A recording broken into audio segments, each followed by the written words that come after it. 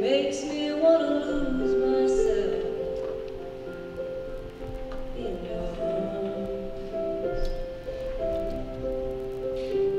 There's something in your voice makes my heart beat fast.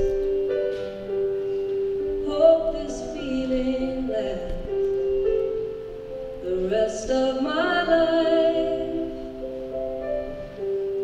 If you knew how lonely my life has been, and how low I felt so long. If you knew how I want someone to come along and change my life the way you've done. Feels like home to me. Feels like home to me. Feels like I'm all the way back where I come from. Feels like home to me. Feels like home to me. Feels like I'm all the way back where I belong. A window breaks down a long dark street, and a siren wails in the night. But I'm alright, 'cause I have you here with me, and I can almost see through the dark there's light. If you knew how much this moment means to me, and how long I've waited for your touch. If you knew how happy you are making me, I've never thought I'd love anyone so much. Feels like home to me. Feels like home to me. Feels like I'm all the way back where I come from. Feels like home to me. Feels like home to me. Feels like I'm all the way back where I belong.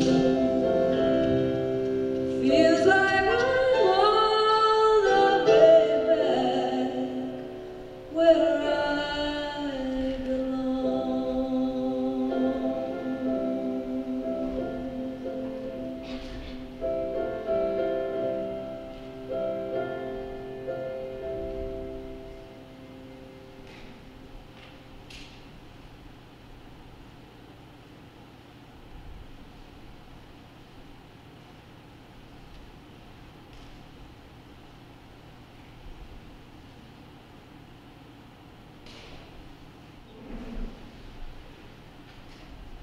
I'm Bill Mitchell, and I'm the president of the Kristen Mitchell Foundation.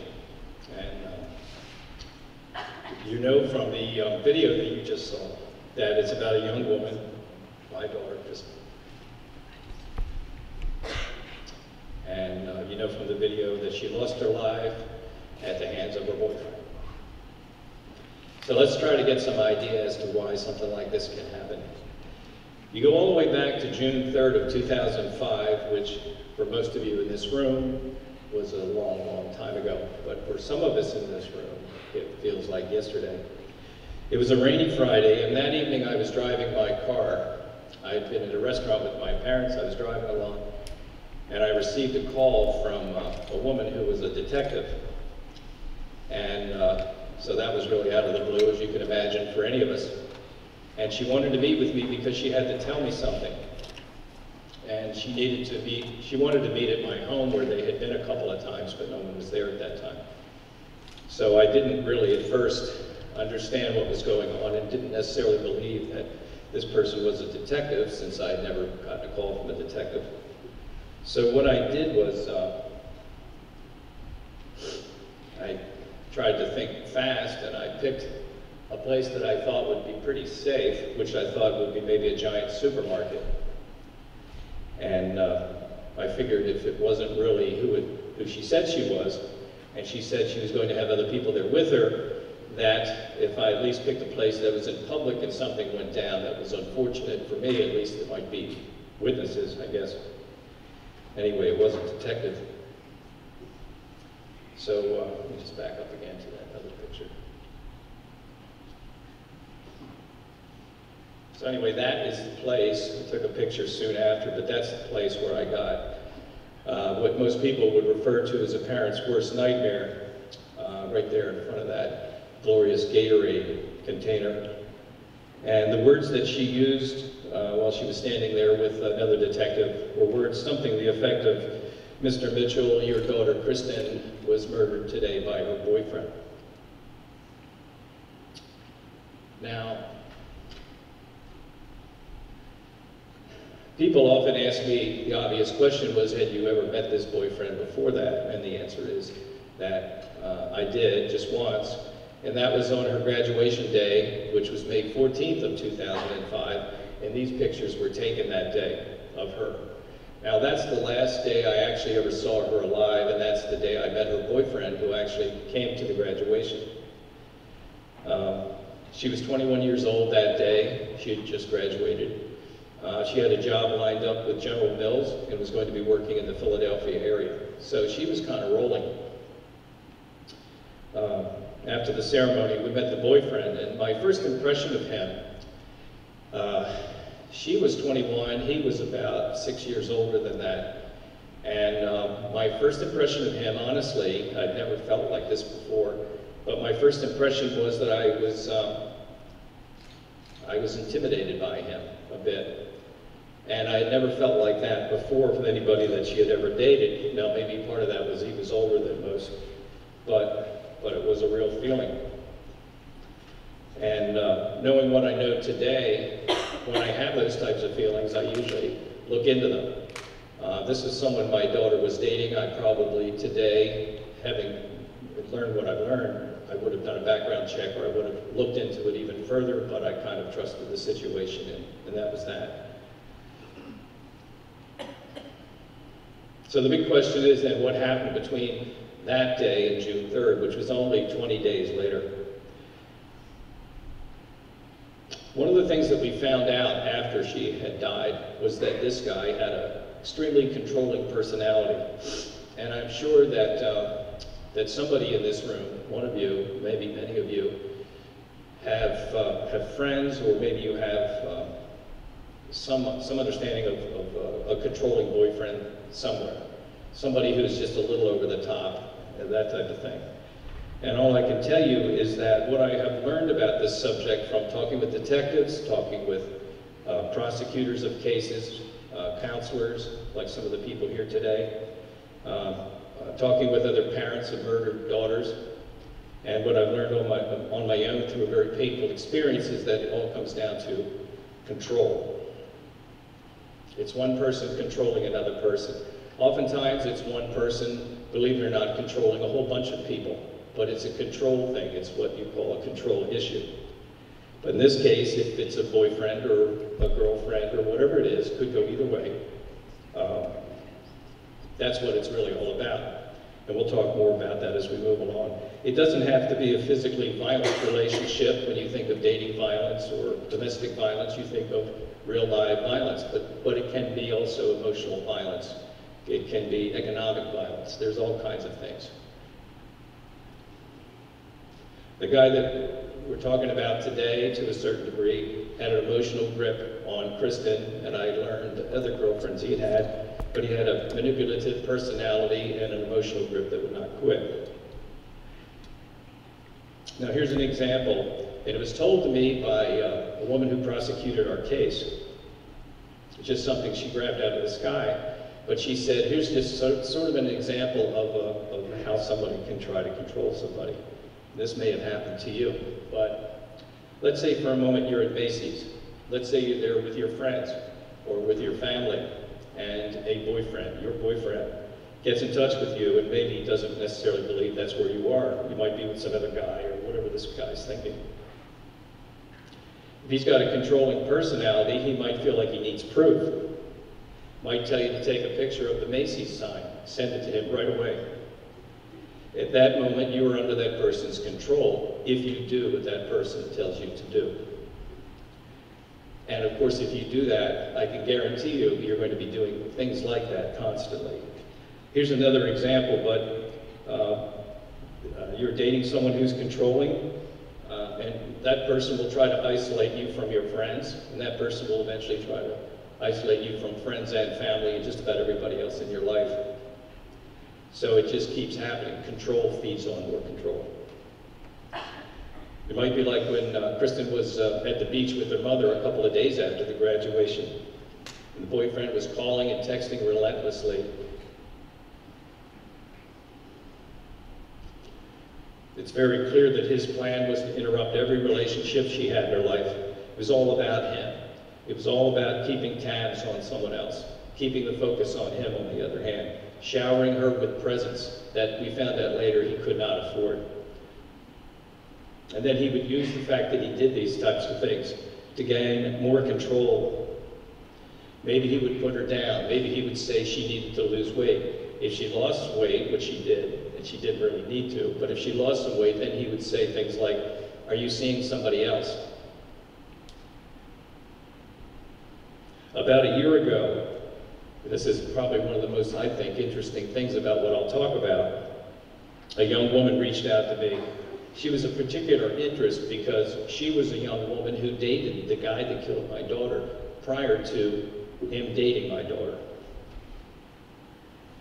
She actually waited 8 years, since this happened 10 years ago, she waited 8 years to contact us because she felt so uncomfortable about reaching out to us.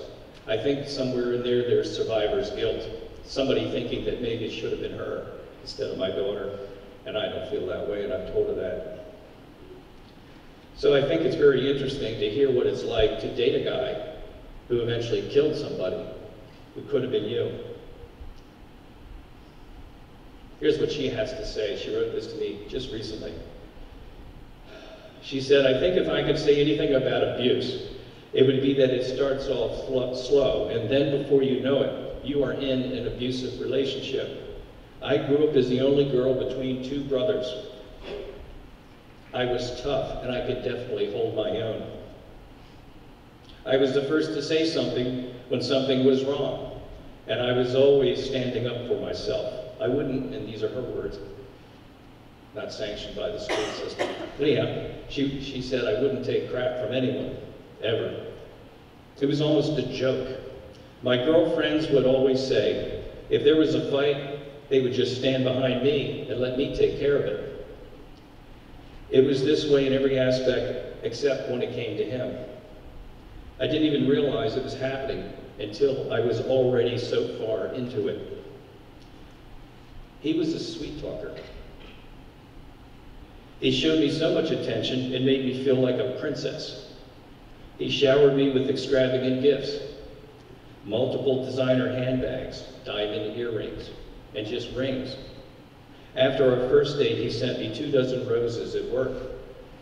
It was like I'd found the most incredible man.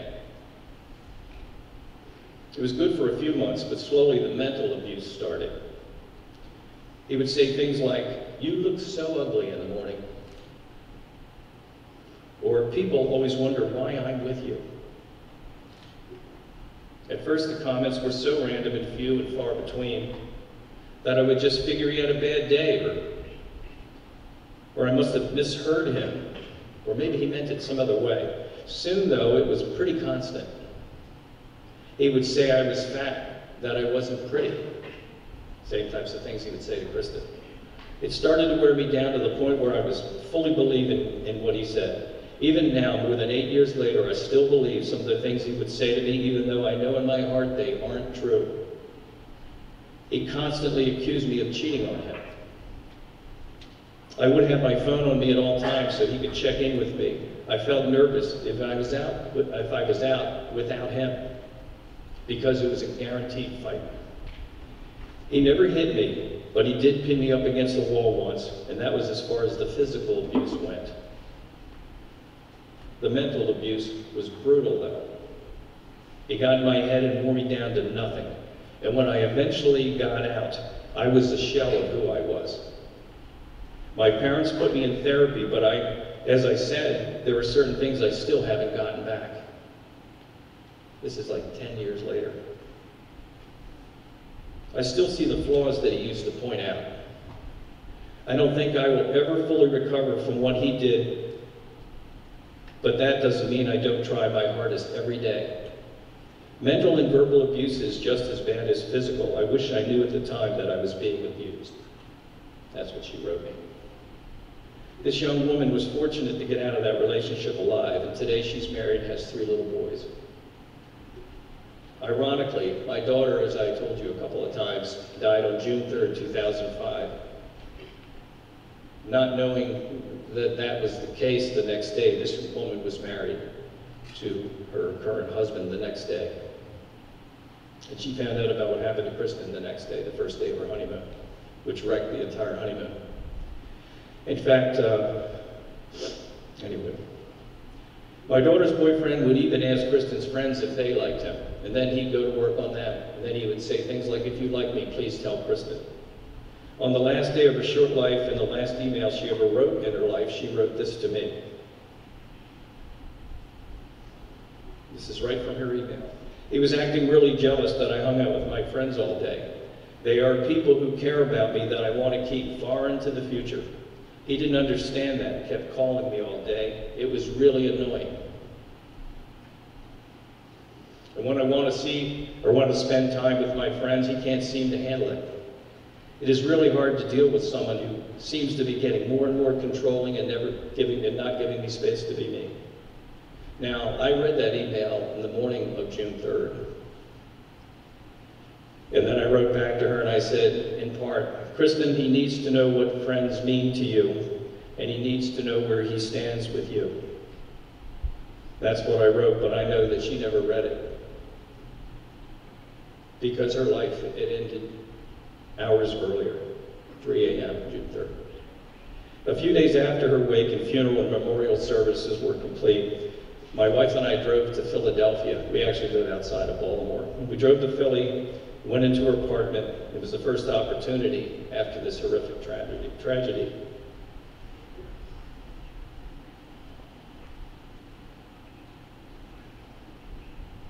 She moved into this apartment only a matter of days before this happened. I entered through the kitchen. There was a tomb-like silence in there, as you would expect. And on the kitchen counter, I saw a pan of brownies. They were still sitting there, and another one held a pan of muffins that she had made that last evening. There was a Post-it note that she had written reminding her of the last few thank you cards she needed to write for her graduation presents. The word from police was this is exactly where it all started on that June 3rd morning. Right in this kitchen where I was standing, where a young man lost all control, and he stabbed and slashed. He stabbed and slashed an innocent young woman. Our daughter.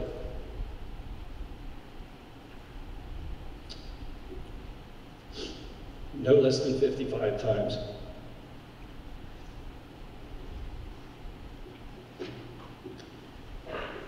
With defensive wounds to her hands and 11 wounds to her back.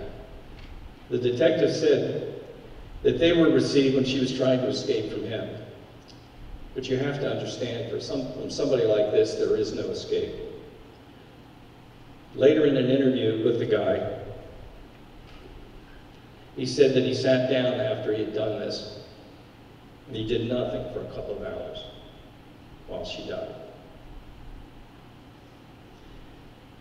I want you to understand that getting away from somebody who is this controlling is not part of the bargain. Now, I apologize to you for this being so graphic and awful, but that is the nature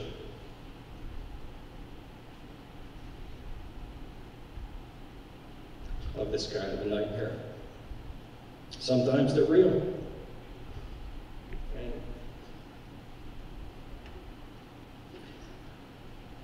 I would rather disturb your morning or your day, or your week or your weekend, and have you around. Because this is real, and it happens.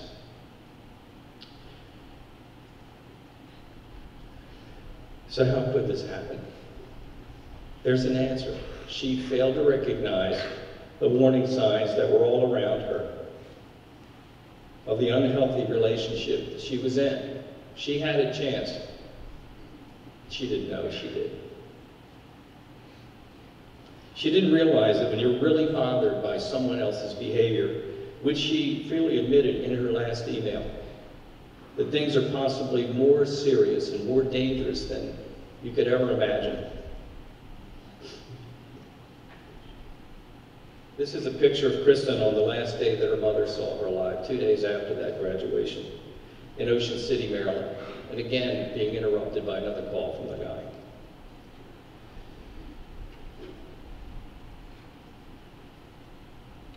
She didn't know that excessively controlling behavior is a classic warning sign or precursor for potential danger in a relationship. And during the last day before her fatal attack, she spent time with a couple of her college friends, and she didn't spend time with the boyfriend. This is one of her texts that she sent that day to the boyfriend saying, "You are being ridiculous, why can't I do something with my friends?" Exactly 2 hours before she was attacked, she sent another one that said, "You were so controlling today." All of these things are like right in the middle of the bullseye. But she didn't have any idea, nor did her friends. We know that education and talking about the subject, as we're doing right now, gives you the best chance of preventing this type of thing. There is a woman by the name of Leslie Morgan Steiner. She has a remarkable story. She's a lot older than my daughter, and of course a lot older than you are today. And one of the most chilling parts about her story is that she didn't realize she was in an abusive marriage when she was in it. Her book is called Crazy Love, because it just flat out doesn't make any sense when you're not on the inside. You just don't see it. And she said about the guy she was married to who abused her horribly, "No one in my life ever made me feel so safe, loved, beautiful, and validated as he did during the early months of our relationship." You can see these relationships can start out in a great place and then they just kind of go bad. She felt sorry for him. He was raised by an angry step-parent. And she felt that she was the only person, the only woman who could help him face his demons. Now, she points out the patterns of a relationship where violence is, and they're saying no matter what the education level, no matter what the income, race, gender, none of that actually matters. It happens to absolutely everybody, as you can see. She does a brilliant job of setting up, and this is exactly how it goes. A fairy tale romance, then isolation from friends, families, neighbors, and co-workers, then the threat of violence, then actual violence, then a convincing apology, and then repeat. Fairy tale romance, isolation from friends, family, neighbors, and co-workers, threat of violence, actual violence, convincing apology, repeat. The fact is, 1 in 4 women will become victims of severe relationship violence. And I look at this group today, and that's a lot of people. 1/4, every 4th seat, potentially. greatest risk, the greatest time in a person's relationship with their risk is between 18 and 34.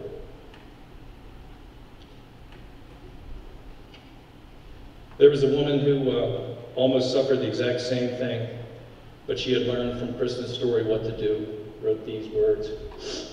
I never would have had the strength in that moment or the courage to move forward and move on with my life if it wasn't for Kristen. Every time I tell my story, I tell Kristen's too. Something good did come out of her tragedy. She saved my life, and I'm certain the lives of countless others. Our daughter would urge you to learn all you can about dating violence and tell others what you've learned. So spread the word. The best chance of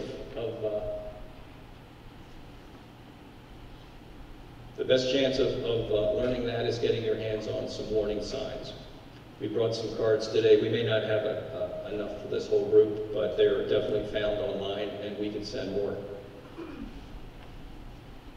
just want to give you a couple other examples, and I'll kind of whip through these, but a mother contacted me a couple years ago about her 20-year-old daughter who had a very controlling boyfriend. At home, the mother still had access to her daughter's cell phone records. Back in those days, I don't think that they're published monthly, but they were a couple years back. And she happened to notice that in the space of 85 minutes, the boyfriend had sent or received 68 text messages in about 85 minutes. It was his way of controlling his girlfriend's, who was this woman's daughter's, attention, starting at 7 a.m. The mother sent me her daughter's phone records as evidence.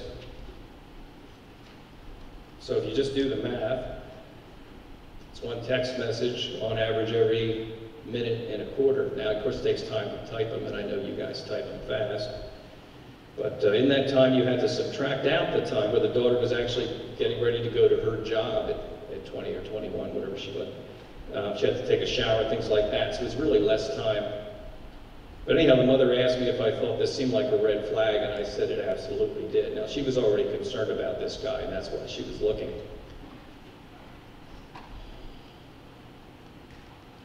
Anyway, there are the phone records from Tom.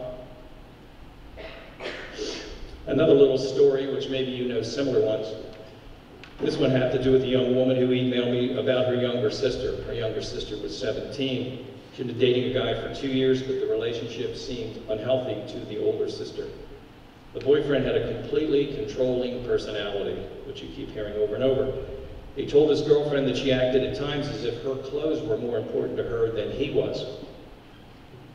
So she kept saying, no, that's not the case. He kept coming back to that and wouldn't let it go. So she took her best clothes, many that she'd been given around Christmas time, and stuffed all the brand new clothes into a hefty bag and took them off and handed them over to a charity as a show of love for him. So I connected them with the domestic violence agency to look into that type of thing. So if you got brand new clothes, don't give them away yet. In our case, Kristen's friends saw the controlling behavior also. They talked with her about it, but nobody knew how dangerous it can be. And that's the key thing here. It's just not annoying, it's dangerous. They intended to do an intervention that weekend where they would all come together and sit her down and shake some sense into her. That's great, but she didn't make it. She died on a Friday. The best of intentions without guidance, without information, education may not be enough. And timing counts for a lot too. You can't wait on something. You can't wait until you get a chance to get around to telling your friend or dealing with your own problems. Maybe nowadays, dating violence and this type of thing is getting more notoriety because some of the recent events with the NFL. However we get there, I don't really care. I just don't want another Kristen Mitchell story. Now, the best way I've ever heard dating or domestic violence sent up goes like that. The widespread epidemic of pain and suffering that leads to a lifetime of broken dreams. Now, if I knew that there was something going on in my life or somebody I cared about who was on the verge of a lifetime of broken dreams, I don't think I'd sit around and wait on it. The U.S. Office on Violence Against Women says that domestic violence can happen to anyone. I must have a slide missing here, but anyhow, Can happen to anyone regardless of race, age, sexual orientation, religion, or gender. And that it can take many forms: physical abuse, sexual abuse, emotional, economic, and psychological abuse. Now, the most dangerous time is breaking up. Because if you're dealing with somebody who's very controlling, that's the antithesis of what they want, right? They want to control you, they don't want you to get away. Obviously, breaking up is the clearest message that the control that one person had over another is going to be threatened or is going to be broken. You can see why it's so darn dangerous. The best version I've ever heard about how to break up with someone who was so controlling came from the woman who actually prosecuted our case, a woman by the name of Wallace Brooks, one of my heroes. Now, what she had in mind is not easy, especially if you're in high school. But she put it this way: call them up on a Friday using someone else's phone, or a phone that cannot be later tracked or reached, then get out of town for the weekend, or better yet, for a whole week. Well, that's not really easy for you to do. Get out of town. But the key idea is to make yourself completely unavailable, because that person doesn't want that to happen, and that person might want to get back at you. But the one thing you do not want to do is what Kristen did, which was she tried to break up with him in private in her apartment. It seems like the honorable thing to do, but it might be the last thing you do. This is a little bit lighter. And I thought, I love this thought that I found some years ago. When you think about dating someone, try to remember this: that everyone deserves a healthy relationship, safe from violence and fear. So protect yourself and your loved ones from an abusive situation and learn some of the warning signs of an unhealthy relationship. A question I'm always asked is, what happened to the guy that did this to her? And the fact of the matter is, he pled guilty. So we actually did go through the whole court proceedings, which was a real blessing. He pled guilty, he accepted a 30-year sentence. Now, which is a long time, of course, but then again, he gave her a life sentence of death. And the fact of the matter is that it was called a third-degree plea, and came with a 30-year sentence. The only catch with that, there's a lot of catches,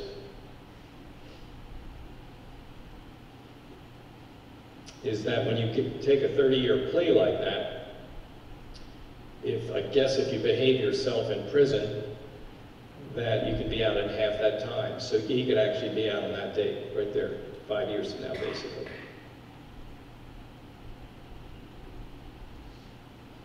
I actually gained access to a letter that he wrote to a friend of my daughter's.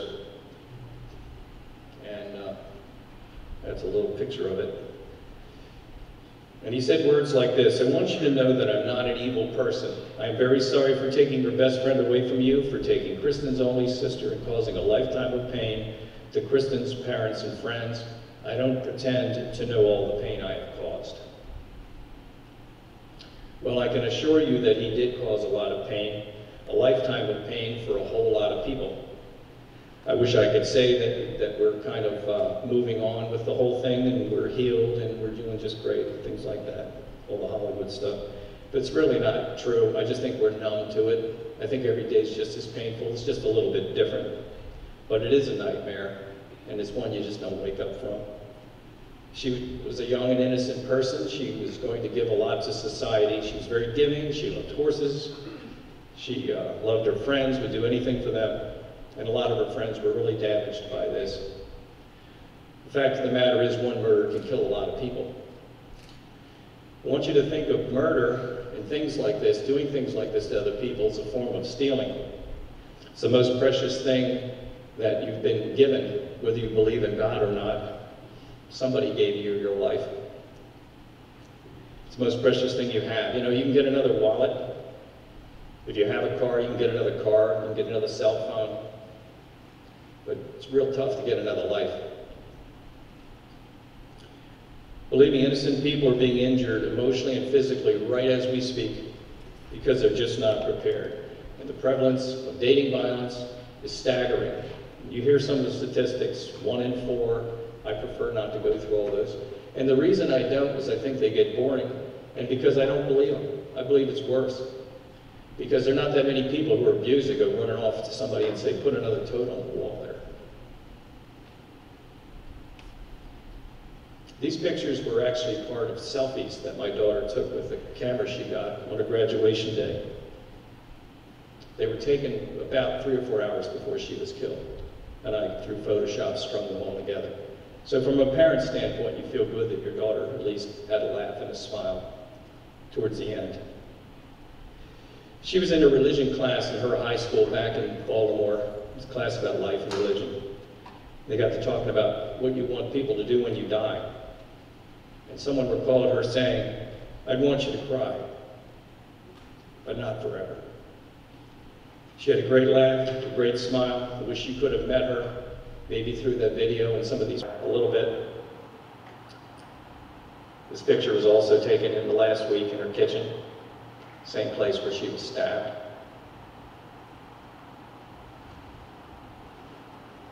I'm just asking you to do all you can to pay attention to this subject.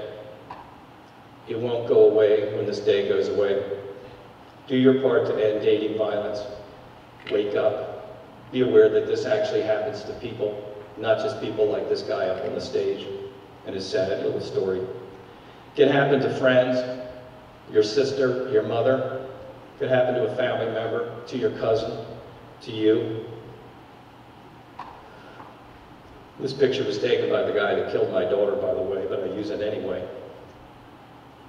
In the time we've been making speeches, we've met people who directly point to Kristen and say that something about her story did some good. There was a policewoman. I spoke to a bunch of police at a police academy a couple years ago.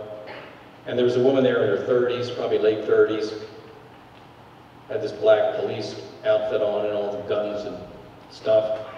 So like one tough chick, so to speak. I wouldn't want to have her pull me over because she was terrifying.